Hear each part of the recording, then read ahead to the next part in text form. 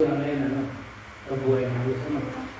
Ngayon, at hindi natin at sinuko natin ang ating sarili para sa Diyos at natin lahat ng mga kasalanan natin. Kunti-kunti, nararamdaman ang pagsusuko mo ang sarili mo. Tumingin kayo ng tawad, ang Diyos ay okay. Kaya makalat tayo. Bawat misay galing sa langit. Hindi rin galing dito lang sa lupa at sa langit. Dahil ang mensahe nila ay para sa kabutihan ng lahat. Kasi ang sabi ng Ama, hindi lang lagi tayo, hindi lang lagi kayo ang darasal. Yung humihiling sa Kanya ay tama naman yung ginagawa nyo. Hindi lagi nagdadasal kayo, humihiling nyo po sarili sa Diyos, gusto. Kung nagdasal kayo, hindi kayo sunod sa Diyos. Sabi natin sa Diyos. Kaya Diyos, hindi naman kukunin niya yun at aayusin niya para lahat ng hinihiling niyo ay matutupad. Diba? Hindi tayo. Kagalingan at kasubayan, bakit ang katawan natin hindi natin sinuko sa Diyos? Ang kulangan sa atin, hindi natin sinuko ang katawan natin sa Diyos. Yan naman, hiling kayo sa atin. Hindi naman kayo sinuko nyo ang sarili ninyo. Paano ko paayusin ko ang katawan niyan sa inyong mga sarili ninyo kung hindi nyo sinuko? Hindi lahat ang nadala sa sarili niya. Oo, nandiyan ako. Masa sa akin ka, sabi ng Diyos. At hiniling mo ang lahat. Gusto mo maging tagumpay ka. Gusto mo maging gumaling ka. Bakit hindi mo sinuko ang iyong sarili? Hindi lahat yan, sabi niya. Kung humiling ka at ang gusto mo, ang kagaling, gusto mo sarili mo sa Kanya. Ang siya mag-aayos. Yan ang katawan niya ay sa Kanya. Amen? Gusto ko lahat yan, sabi mo na. Dahil yun ang kulang sa atin, ang karamihan. Dahil hindi natin marunong i-surrender ang sarili natin sa Diyos. Kaya sa katawan natin na parang maramo tayo. Kasi dahil hindi naman natin yan. Kailangan isuko natin sa sarili natin. So, para walang hindi ninyo at pagkumpayin ng dalingan at ibalik ng Diyos ang iyong kagustuhan, ang katulumay ibigay sa iyo hanggang ang katawan ninyo ay malinis na rin. Isa ulo sa inyo. Ang Diyos, hindi mo mapatay. Tayo ang pumatay sa sarili natin. Dahil tayo nakapuso sa sarili natin. Kailangan tayo ibalik natin sa Kanya. Ibalik niya ulit sa atin ay malinis na. At sa pag-isip natin ay malinis na. Dahil maraming humihiling sa Kanya. Sabi ng Diyos, maraming humihiling sa akin at aliyan at aliyan. Nagdarasal sila, pinag-iingat ko naman sila. Hindi naman dumarating sa Kanya dahil may kulang. Kung humiling kayo, kung naman paghihiling nyo, kung may sakit kayo, kung naman na naramdaman nyo, isurrender mo sa Kanya ang katawan nyo. Dahil katawan niya sa Kanya. Balik natin sa Kanya. Ngayon, ang sabi niya Mama, anak, yung lahat ng ginawa mo, at hindi ka nagtawag sa iyong sarili, hindi ka nagtawag isip, akala natin, kung isurrender natin sa Kanya ay patay dahil hindi. Ang Diyos, hindi mo mapatay, tayo ang pumapatay sa ating sarili. Dahil pinakapuso natin ang sarili natin. Amen? Oo. O ito ang sabi ng Diyos, tandaan nyo na, ay mahal na mahal ko kayo lahat. At binaba ko kayo dito para masaya. Nakikita ko at kayo masigla at nagsama-sama, nagmamahalan. Yun ang hangat ko, binaba kayo dito sa lupa.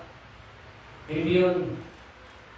Ngayon ang nangyayari, nandiyan ang kayabangan, nandiyan ang tukso, nandiyan na yung surumbot, nandiyan ang pang-asam, nandiyan ang lahat. Kasi hindi ako nagbigay sa inyo, kayo ang gumagawa ng inyo, hindi mo rin ang gawain. Also, ang nangyayari sa atin ito, hanggang nangyayari, hindi na marunong tayo mag-respect bawat isa sa atin, ang karamihan niya. Ang sabi, wala nang pagkakala ang bawat isa, para mang matanda na. Halos wala na, kundi na lang ang marunong gumalang. Tama hindi. Pero sa lahat ng bagay dito sa atin, kunti-kunti na, marumi na ang nagulin mo dahil tayo yung gumagawa ng tao. Dahil hindi mo alam ang damdamin ng Diyos. Sabi ng Ama, paano kung kayo tatanggapin kung kayo mismo hindi mo kaintindihan? Maraming binigyan ko ng Espiritu, maraming binigyan ng karunungan ngayon at mas may pa sila sa akin. Dahil akala nila ang lahat ng bagay ay nakakatulong sa kanila, hindi. Siya ang nagpapahamak sa sarili niya. Siya rin ang nagawa ng kanyang kasalanan. Ang gusto ng Diyos. Itong buhay ng Diyos para ay tayo ay magkakaisa ng lahat.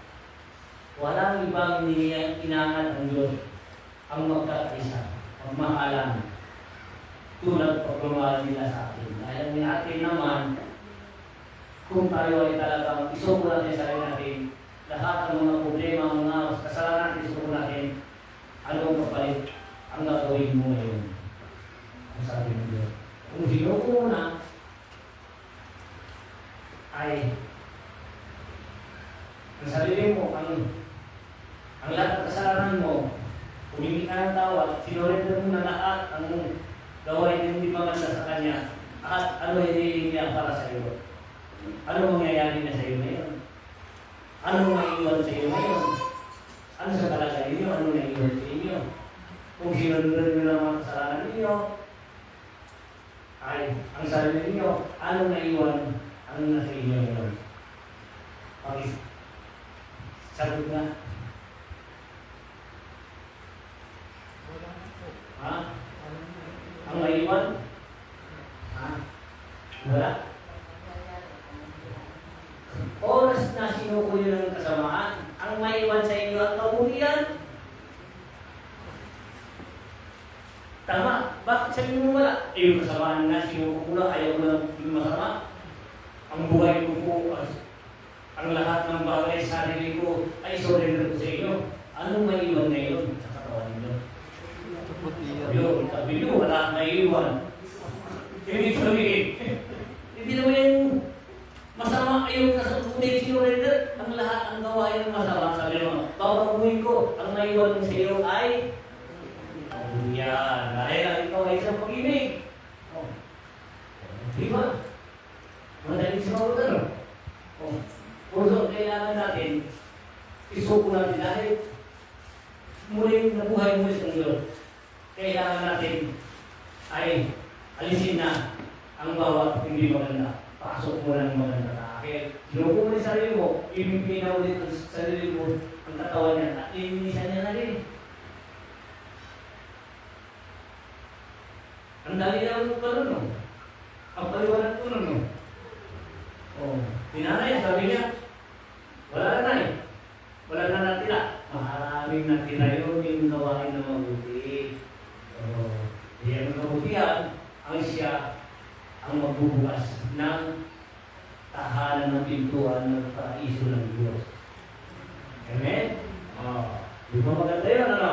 Dahil ang lahat yan, ang misay ng Diyos ay pag-ibig. Amen. Di ba? Ang dali ng Kristo yun, ano? Paano magpapatawad, ano?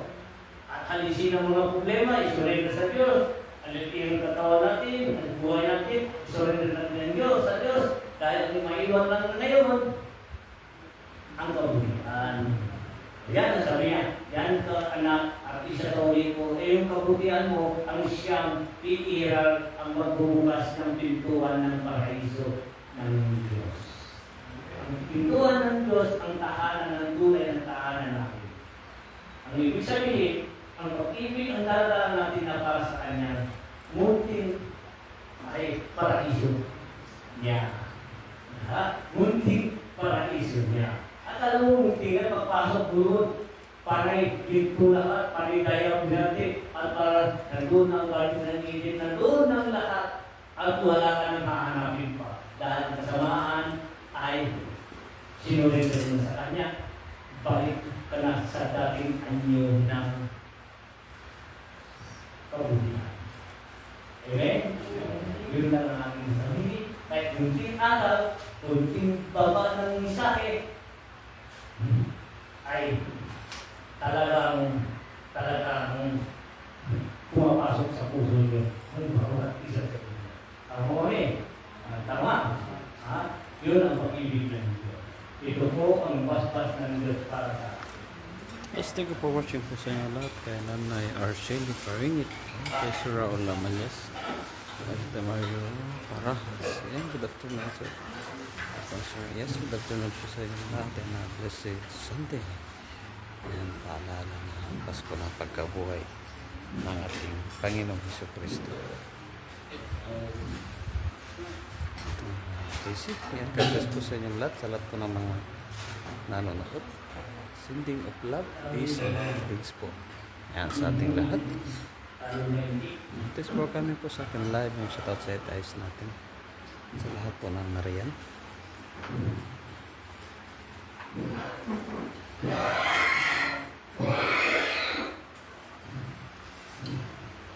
Ang sabi ng Diyos, mahal na mahal ko kayo ng anak. Tuloy nyo ang pagmamahal. Alisin nyo na ang hindi maganda, pasok nyo na maganda. O at ikaw ay isa. Pagkakalaan ng Jesus. Yes, shoutout kay Edmar Yun ang natin sa sarili. Tormon Liberto. Shoutout kay Madam Eileen. Dapat maganda ang kasamahin ninyo, ang magkakain ninyo, dahil ito na ang hirap. Amen. Shoutout kay Madam Eileen. Jet sa Ryan. Amen. Ito po kami. Maraming salamat sa mga ang mga mensahe binabalik sa amin. Maraming salamat. Mabuhay po kayo. Mabuhay din kayo na. Yes, po. Sabi na, sabi po watching ang God bless po sa inyong lahat. Shoutout.